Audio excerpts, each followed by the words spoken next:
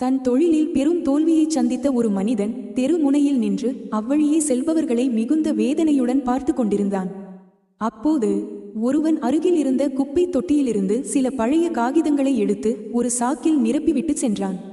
சிறிது நேரம் கழித்து மற்றொருவன் அதே குப்பை தொட்டியிலிருந்து பாட்டில்களை ஒரு சாக்கில் நிரப்பி எடுத்து சென்றான். பிறகு இன்னொருவன் குப்பை தொட்டியிலிருந்து சில பழைய பிளாஸ்டிக் தட்டுகளையும் காகிதங்களையும் சாக்கில் நிரப்பிவிட்டு சென்றான். பிறகு ஒரு நாய் வந்து வீசப்பட்ட இலைகளில் உணவை சாப்பிட்டது. ஒரு பசு வந்து குப்பையில் கிடந்த பச்சை இலைகளை தின்று தன் பசியை தணித்து கொண்டது.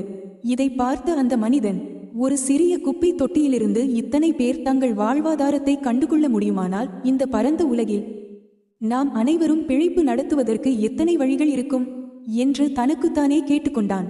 இனி தனக்கு தோல்விகளே இல்லை என்றும் வரவிருக்கும் காலம் பெரும் வெற்றிகளுக்கான பொற்காலமாக இருக்கும் என்றும் தனக்குத்தானே கூறிக்கொண்டு தன் மன உறுதியை வலுப்படுத்திக் கொண்டான். இந்த பரந்த உலகில் நாம் அனைவரும் ஏதோ ஒரு வகையில் வெற்றி பெறுவதற்காகவே பிறந்திருக்கிறோம்.